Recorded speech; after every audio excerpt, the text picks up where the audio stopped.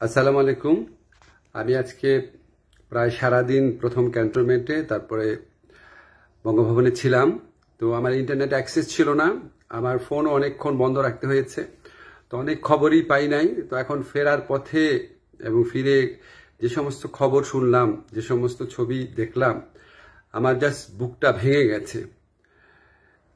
এইভাবে মানুষ বিজয় উদযাপন করে? আমি বলছি না সব জায়গায় হয়েছে, বা কিছু কিছু জায়গায় যে সমস্ত ঘটনা আমি যতটুকু জেনেছি, এটা তো টোটালি আনএক্সেপ্টেবল। আপনার পলিটিক্যাল অপোনেন্টের উপর আপনার রাগ থাকতে পারে, আপনার পুলিশের উপর রাগ থাকতে পারে, এই জন্য এইভাবে নির্বিচার হামলা করা হবে? আর আজকে একটা কথা আপনাদের মনে রাখতে হবে, পুলিশের যারা সদস্য তারা অনেক ছোট চাকরি করে, পুলিশের সবাই খারাপ কাজ করেছে, আর আমরা সবাইকে দোষ দিয়ে দেবো, এটা খুবই ভুল, খুবই ভুল। সবাই অত্যাচার করে নাই, অনেকে বাধ্য হয়ে করেছে, তারা নিচের লেভেলের অফিসার, উপরের লেভেলের অফিসারের কথা শুনতে হয়, নাহলে চাকরি থাকে না। তো আপনাদের তো এই জিনিসগুলো বুঝতে হবে। আপনি নির্বিচারে সমস্ত পুলিশের উপর আক্রমণ করবেন, এটা কিভাবে অ্যাকসেপ্টেবল হতে পারে? আজকে আমি সংখ্যালঘু সম্প্রদায়ের উপর আক্রমণের ঘটনা শুনেছি, আমার পরিচিত সার্কেলেই 2-3টা ঘটনা শুনেছি, এটা একটা টোটালি আনএক্সেপ্টেবল জিনিস। এটা হতে পারে না। এটা আপনি যে পশু শক্তির বিরুদ্ধে লড়ে আপনি বিজয় অর্জন করেছেন, আপনি যদি সেরকমই পশু শক্তি দেখান, তাহলে মানুষের কাছে তো এই বিজয়ের আবেদনটা ছোট হবে। আমাদের এই আন্দোলনে সকল ধর্মের, সকল সম্প্রদায়ের মানুষ ছিল। আমার নিজের ছাত্র ছিল হিন্দু সম্প্রদায়ের, হাইকোর্টের লয়ার, ব্যস্ত লয়ার, সব ফেলে রাস্তায় আন্দোলন করতে গেছে। আমি জানি, আমাকে ফোন করেছে। বহু ঘটনা আছে এরকম। এই বিজয়ের এই ক্ষণে বিজয়কে সংহত করতে হয়, ধৈর্য ধরতে হয়, মানুষকে আশা দিতে হয়, সবাইকে বিজয়ে সামিল করতে হয়।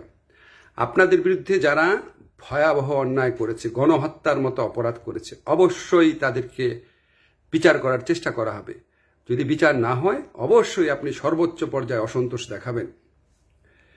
কিন্তু সাধারণ সাধারণ পুলিশ, সাধারণ সাধারণ মানুষ, একটা নিরীহ একটা সংখ্যালঘু মানুষ, একটা ঘটনা যেন আর না ঘটে। আমার প্রতি যদি আপনাদের বিন্দুমাত্র ভালোবাসা থাকে, যাদের ভালোবাসা থাকে, তারা এই কাজ করবেন না, প্লিজ প্লিজ। আমরা একটা ধ্বংসযজ্ঞ, একটা চরম অপশাসনের মধ্যে দিয়ে গিয়েছি। এখন আমাদের দেশ গড়ার সময়। দেশ গড়ার সময়ে সবাইকে সাথে নিয়ে করতে হয়। আইনের মতো আইন চলবে, যার যা অন্যায় করেছে সেটার আমরা অবশ্যই বিচার চাবো। এটা নিশ্চিত করার জন্য আমরা আবার যতটা করা যায় করব, বা ধৈর্য ধরে অপেক্ষাও করব।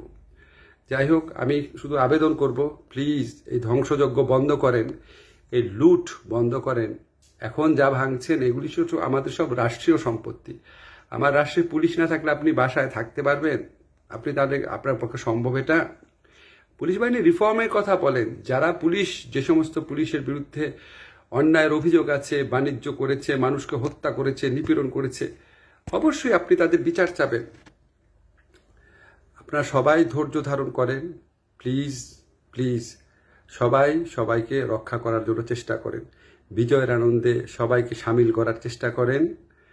যারা খারাপ শাসক থাকে, যারা খারাপ মানুষ থাকে, তারা মানুষের মধ্যে বিভেদ ছড়ায়, বিভ্রান্তি ছড়ায়। আমরা এটা অনেক বছর যাবৎ দেখছি।